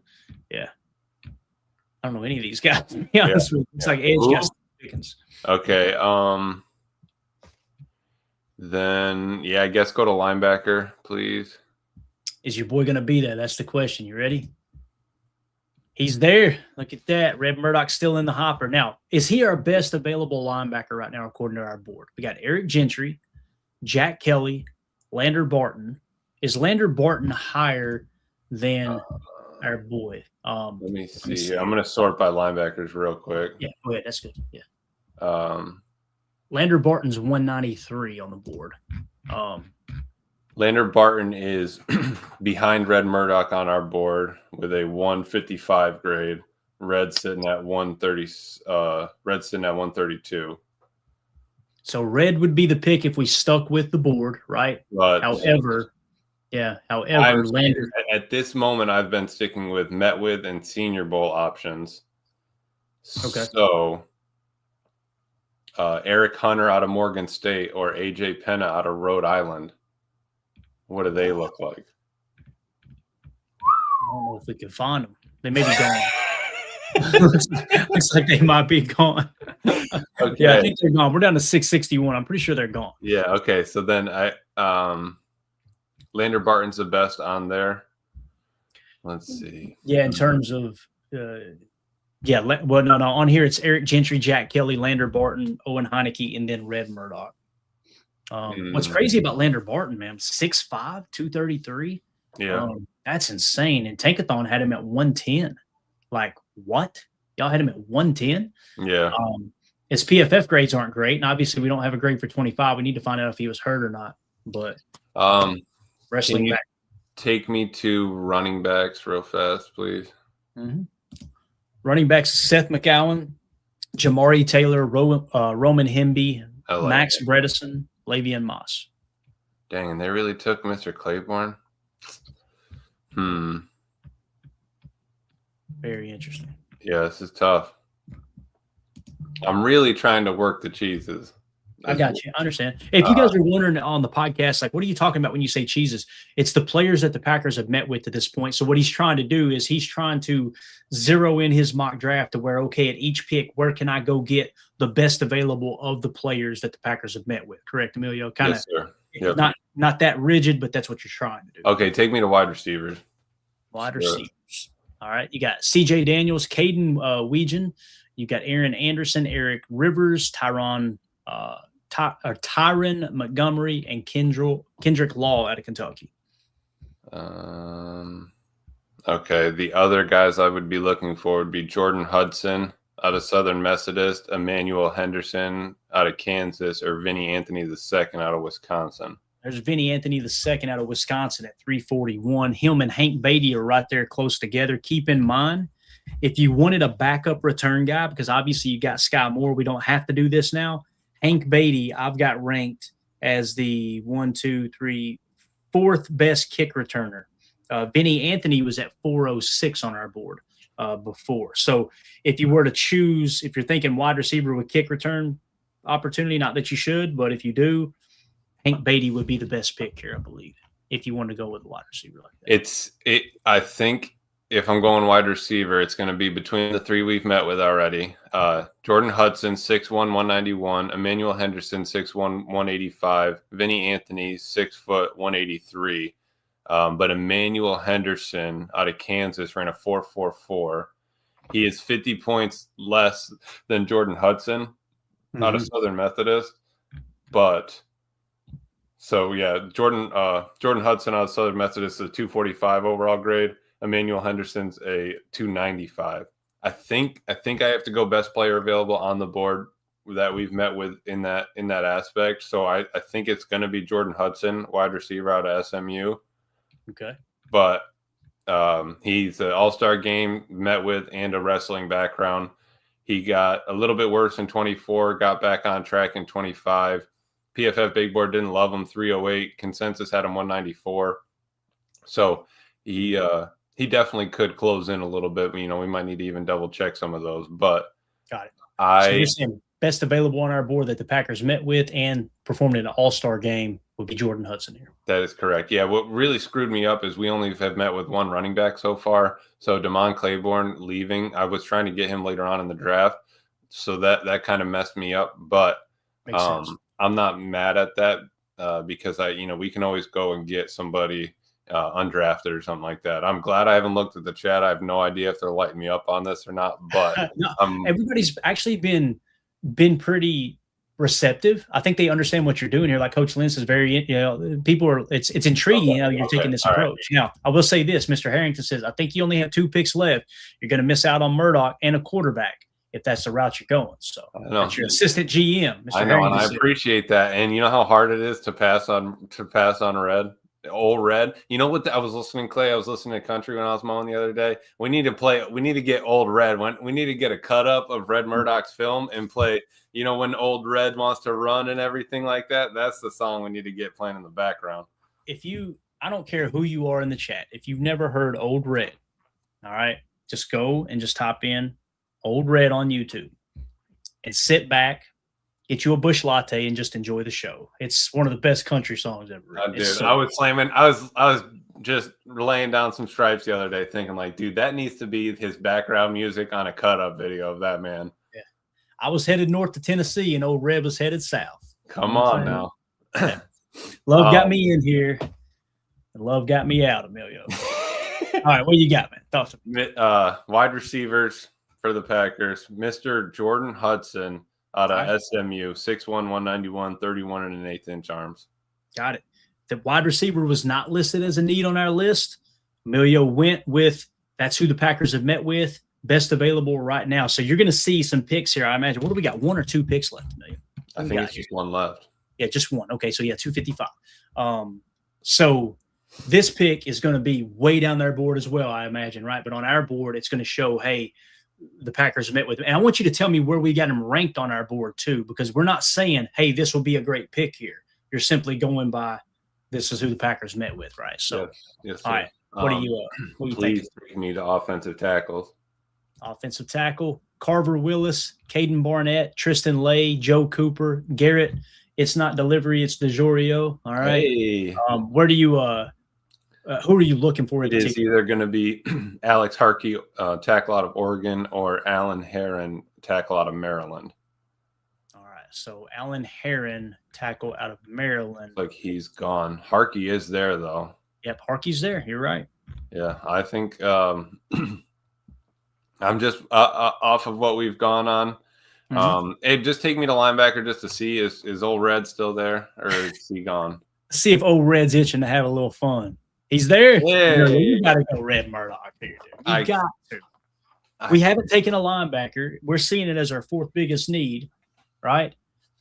Red Murdoch would have a couple of years to play behind, obviously, Zaire Franklin before he has to step in to a starting role in the nickel. You got to get Red Murdoch. I know it's Jacob Skyy, and he's the one who told you about Red Murdoch, but no, dude, I think I love him too much to hurt him by taking him in the 7th like that. You know what I mean? Like he should have. Are you going to let him go undrafted? Damn, boy! Don't get me on your Christmas list. My goodness, he should have been picked. He should have been picked. 3 rounds sooner. But if I've stuck to the board this long, I can't jump off the tracks right this second. I got it. Take me to tackle. Clint C said, "Settle up with Red, man." I know. I'm sorry, Red. This hurts me more than you know. Well, that's why I need a second draft, but I'm just trying to do one with what we've met with right now. Yeah, we'll definitely let you do your draft soon.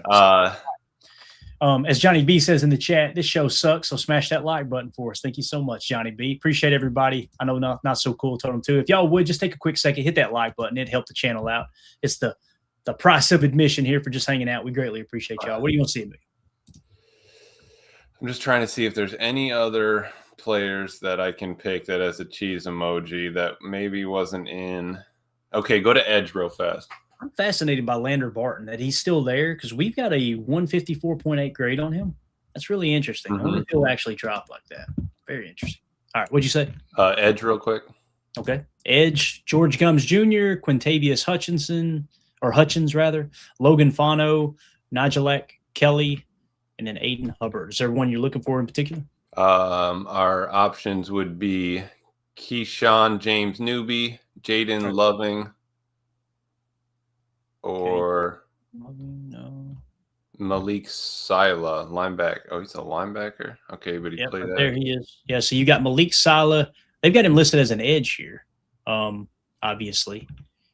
Do we got him as a linebacker on our board? Is that what you're saying? We have him as edge in the position, but on his nameplate, he's a linebacker. Okay, gotcha. So we need to put a V or something next to him just to trigger that. So the first one you mentioned was Keyshawn James Newby, wasn't it? Yes, sir. Yeah. Out of New Mexico, Packers met with him. We really only have one grade on the guy, 343. We know nothing about him. That is correct. Okay, all right. So that's right. Barron Terrell was just an all-star pick. We actually hadn't done one. So is there – scroll back up to the top a little bit here. Okay, LSU. Let's see. Who's those two guys? Patrick Payton or Jack Pybram? Patrick Payton. All right. Yeah. Are either of them there? Yeah. Okay. Yep. Both of them. Patrick Payton and, they're teammates, huh, at LSU. I think I might try to go – Quintavious Hutchins. I think I might just try to go with a all-star player. So it would have been, so if you're looking at last year, Barron Terrell was an East-West Shrine Game participant, but the Packers never actually met with him, but they still chose him based off of an all-star game. Right. And let me just see. Man. Well, okay, let me ask you, Clay. Would you rather bring in undrafted linebackers for competition, or would you rather bring in undrafted running backs for competition? I would rather bring in what is essentially what the question is which one do you value more, right? A running back or a stack backer? For me, it would be a stack backer that I would cover a little bit more. There's nobody that you're going to be able to draft right here at running back that's going to be better than Damian Martinez, in my opinion, right? Okay, Damian that's fair. Martinez, and he's kind of our practice squad guy right now. That's fair. All right, then. All right, take me back to linebacker. I'm going to pick somebody that was in an all-star game. You've sold me. All right. Who you want? Let's see. Keep in mind, Red Murdoch was at an all-star game. He just couldn't perform because of the injury. You see how I worked myself around that little loophole right there. It was a long way to get to it, but let's see. I'm just trying to see who is there. Jacob's gone. Is there a Terrian York or a Kyle Lewis on the board still? Doesn't look like it. So it does look like Red would be our highest ranked star player. Lander Barton out of Utah, Aiden Fisher out of Indiana. Yeah. If you go Red Murdoch here, I'm gonna laugh my ass off next. we spent 15 minutes if you're trying to convince yourself not to take Red Murdoch, and we're gonna take Red Murdoch. I love it. I absolutely love it. Yeah. So would you rather have somebody 6'5", 233 or 6'2", 232 in the middle? Which one's higher on the board? 6'2". Yeah. I'm telling you, man, I'm done with the whole, well, he's an inch taller. I want football players, man. I want people who look good on football tape. Mr. Harrington said, didn't you say on your board Red is like 135? Yeah, he is. Yeah, I know. And I'm glad I put the star next to his name. You know what, Clay? Screw it. I tried to walk it. I tried to protect him. Tried to leave old Red. You pulled up on the old dirt road and threw him out of the back of the pickup, right? And tried to drive off, and you got down the street and went, I don't know. He was heading north, and I was heading south, and I said, he's heading with us to Green Bay. I know we got Red Murdoch as the pick here. All right, so let's see what we got. Your full class at 52, Lee Hunter. At 84, Brian Parker, offensive tackle out of Duke, obviously planning on kicking inside, would probably compete immediately with Sean Ryan for starting center. I believe that. Mm-hmm. Malik Muhammad at 120, cornerback out of Texas. Love that pick. John Michael Gillenborg is not the route I would have went a tight end at Wyoming. I would have went Tanner Koziel over him, but obviously John Michael Gillenborg more of a tight end than a flex guy. Got him at 160. TJ Hall, cornerback out of Iowa. Love the pick at 201. Jordan Hudson, wide receiver out of SMU. Looks like a huge reach on our board, but the Packers have met with him. Wouldn't surprise me if they went with a pick like that. And on draft night, we're going, of course, they went that far down the board, right? And then Red Murdoch, old Red itching to have a little fun out of Buffalo, linebacker. Come on, baby. So I like it, man. I could have went and got a running back out of Buffalo too, LJ Henderson, but he's a little lower on the board. Maybe we'll pick him up in undrafted. But I like that. Let's screenshot that. I'm hoping one of them we pick. I'll take one. There you go. So our boy, Mr. Harrington in the chat. Can you hear me right now, Emilio? Yeah, I got you. Yeah, Mr. Harrington in the chat, he said, I'd be happy if the draft went this way. Good job, Emilio. I appreciate that, Mr. Harrington. I'll have to spin back through on the chat just to see how much. I got an Emilio Gute in there. There we go, Clint. Appreciate that, bud. Oh, that's what I'm talking about. I'm going to send this over in a DM to you right now so you got it. Okay, and, perfect. Yeah, and I'm not tweeting that one out. You're not going to get me yelled at today. Why won't you? Come on, do it for me, please.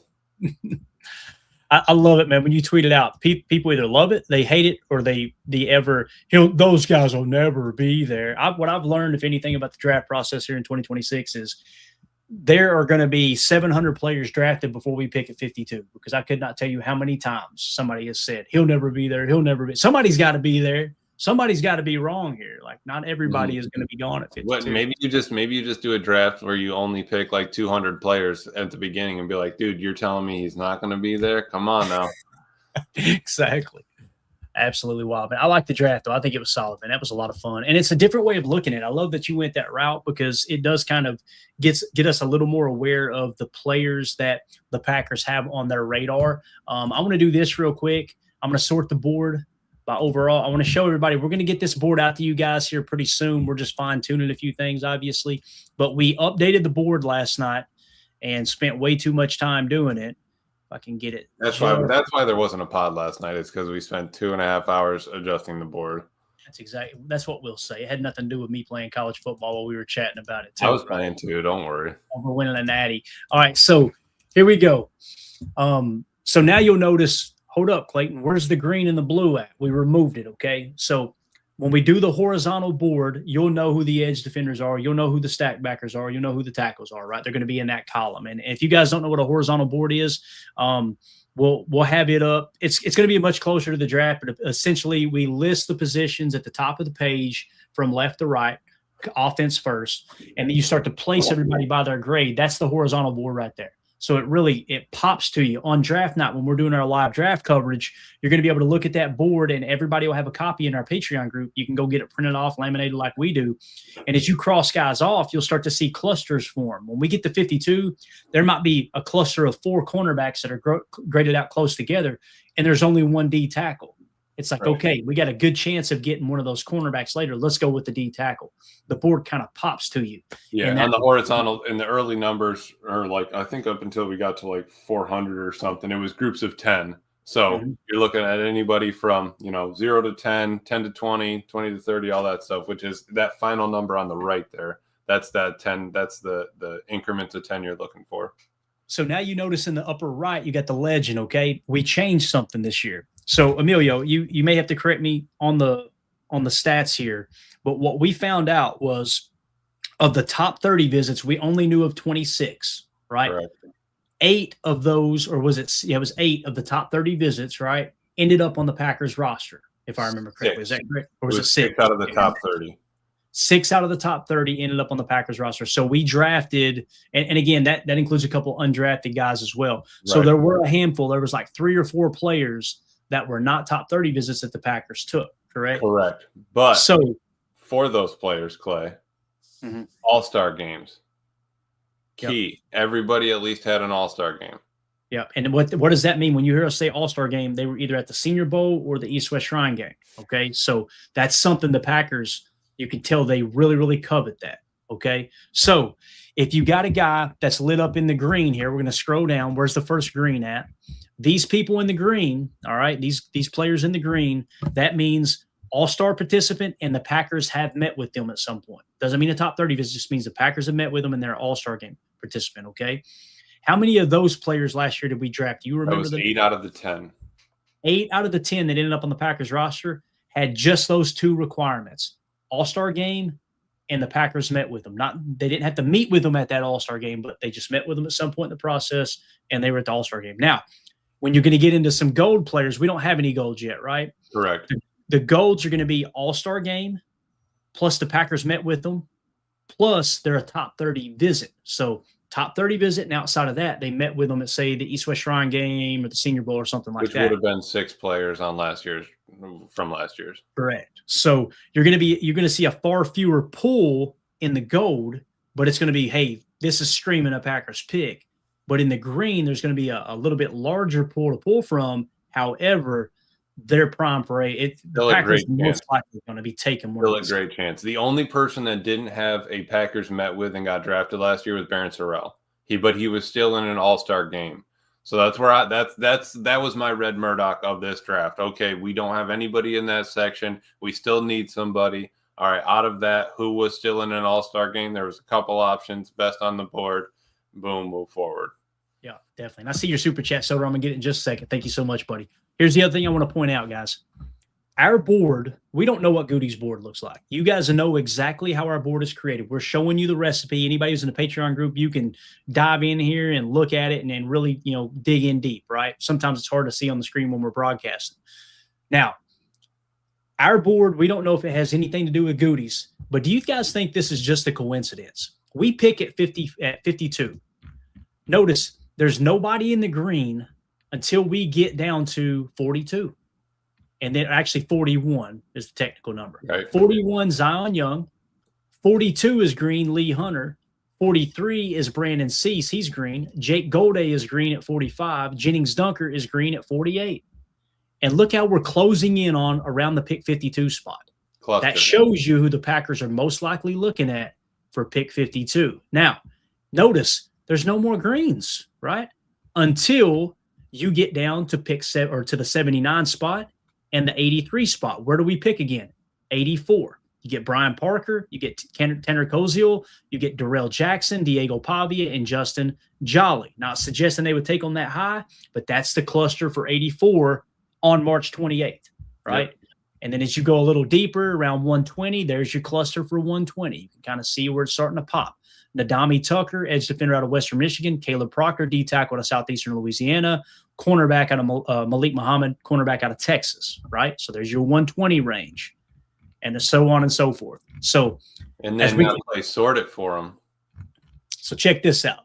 Emilio showed me this trick last night. This is straight sorcery right here, man. This is Harry Potter. I have faith in him. Come on now. Look at this. We're going to go in here. We're going to go by color. You want to go green, right? Yes, sir. Bang, green. Now, by overall grade, there is everyone who right now on March 28th meets the criteria of All-Star game, plus the Packers have met with them.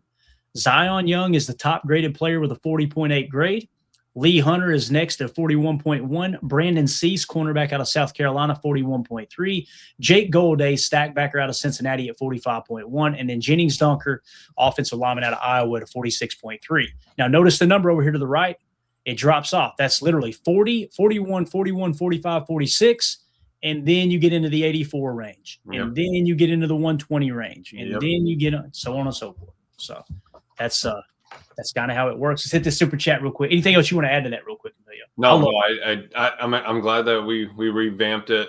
Like Clayton was saying, looking at the edges, you know who's a tier 1 player, you know who's a tier 2 player. Once it gets to horizontal, the only one I wanted to keep on the board for us was right now blue is still centers when we're going to look through. So technically Brian Parker would have been lit up blue, but because the Packers met with him and he was an all-star game, he gets the green notation. But maybe we'll adjust that, as it gets closer. I think it's a lot cleaner this way. It gives you a highlight of, okay, bam, these are 80% chance the Packers take them. If you're just looking at stars, 90% chance the Packers are taking somebody with a star. So that's basically how I drafted this whole draft. So if it doesn't work out, it doesn't. But I would assume maybe you get one. Yeah, and again, the athletic threshold aspect is not going to be baked into the green and the gold bar this year. Okay, why did we do that? Goody's gone away from it. He's made multiple picks where this guy had shorter arms. This guy was a little bit smaller. This guy, whatever it may be. So again, we're going to steer away from it a little bit. You'll still have the I heart emoji, right? Showing like Brandon Cease here. He looks like he's going to meet that athletic threshold, right? So minimum threshold, I should say. So with that being said, it'll still be on the nameplate, but it won't factor into whether they're a green or a gold bar. Because that's what last year we tried to give them a bar or give them a notation based on meeting the athletic threshold. But after reviewing the athletic threshold and who we took, half of them were in the red anyway. So it's I'm glad that, it'll be notated knowing that, hey, that's a potential for them. But what's more important at this time looking at it is met with All-Star game. Those are going to be key moving forward. Yeah. And Dave C's got a great question here. He says, Clayton, can you add another offensive line category for players that can play center? We're not going to do that. However, when you look at the nameplate, an offensive lineman, you'll notice we're trying to narrow it down to what they play. Jennings Dunker, interior offensive line /V or dash V, meaning he's versatile. He played offensive tackle in college, but he's projecting to be interior offensive line. The reason I don't just put guard right there, V, because they actually tried him at center at the Senior Bowl. Nobody said whether he dominated or anything, so it's like I don't see him as a true center. Now, Brian Parker, notice, he's listed as offensive line, but on his nameplate, it actually says center. That's his projection. And remember, because me and Clay moved it from we had OT and IOL on the position tab, Dave. That's who it was previously. And then we changed it to everybody in the O-line was O-line moving forward. Kind of like when you were getting the information from the NFL draft, it was popping back and forth between tackles and interior, but they just mentioned them as O-line across the board. Yeah, and the reason we do that too, Dave, is when we sort the board, because as he says, in the position tab, we don't want it to just sort. It would literally go center would be up here, and then we'd have to scroll way down, and now the board resets for the rest of the offensive line. We would rather say all offensive line so we can sort by overall grade, sort by offensive line, and then you've got the nameplate identifier there to just go in and go, okay, he's actually a center. Yep. So you would sort, just to give you an example here, if I can do it real quick. As long as nobody's passing this board out, right, Clay, with the link or anything. I know that doesn't happen, Emilio. You kidding me? So we're not getting into this. So offensive line, right? Now it's sorted by overall grade. So you see these are the best offensive line in the order that Packers have met with. Yeah, we still have it organized so that they're at the top right now. Yeah. Let's get that out of there real quick. So we just go A to Z, right? Okay, so now let's go final grade. All right, now we're going to go position. So that's kind of the dominant thing, right? When you sort by that. Correct. Yeah. When you sort by the color, it will hang. It will hang if you go to sort by position. Correct. Got it. So now when you look at the best offensive lineman available, back to what Dave C's saying here, best offensive lineman available, Spencer Fano, offensive tackle / versatile, right? Next one, Muagoa is a right tackle. We just got O-line. We need to find out where Loney plays so you can kind of see. So you go down, if you're looking for centers, Dave, if you're looking for centers here, bang, your first one's going to be Connor Liu. You can see the center on the nameplate. Jake Slaughter would be next, right? So just that's how you're going to want to identify the centers. We want to do it so when you're looking at offensive line in general, they're all grouped together so we can see who's actually better. Because you may go, okay, yeah, I'd like to get a guard here, but man, this offensive tackle is 3 tiers higher. We'll just kick him inside. We know the Packers love to do that, right? Whether it's right, wrong, or indifferent, we want to have that extra information in that regard. But yeah, H.E. Soder with the super chat says, today's lesson, thank you so much, Soder, you're the man. The Packers meetings and draft value are not synchronized after you hit the 4th and later. Prepare for late round reaches. That's exactly what we're talking about right there, right, Emilio? It happens every year, too. Every year we go, boy, he's way down the list. That's probably why. Absolutely, Soder. And what we noticed was on our board from last year, the highest overall final number on the right side there that the Packers had picked or drafted, it was like, I want to say it was like 315, right, Clay? So it was just north of 300, but before, you get into the 350, 400 range. So you're saying anybody on the Packers board that is 315 and up, I mean, you're talking, let me see here. Just get you an idea here. 315 and up, we would be talking about 400 prospects that they could pull from if you're talking from our board there. So 400 and change that they could pick from. Yeah. So appreciate you. So we're on the same page there, man. That's what it's going to look like for sure. Clint C with the super chat. Thank you so much. He just says for Emilio's draft, $10 tip. Come on now. I'll get that. I'll have Clay, mail me a couple of ones or whatever, and we'll be good to go. Thank you so much, Clint. You're the man, but I appreciate everybody being generous in here. You guys are awesome. So, Emilio, we have gone almost 2 hours, man. Let's get out of here. My dogs are downstairs with the curtains dragged out on the floor and everything. I'm sure. I can hear them. Yeah. All right. So, that's it, guys. Man, we did a lot, dude. We covered Packers offense and why they're ranked 5th best roster in the league. Defense, same conversation. We did a live mock draft, and we did a little draft board talk. This is a lot of fun. I got to sleep in a little bit, and let's go. Come on now. Looking like Saturday out here, baby. Clear skies, full hearts, red. Can't lose. Clear eyes, full hearts, Clint. Can't lose. That's right. Old Red's itching to have a little fun. So. Come on now.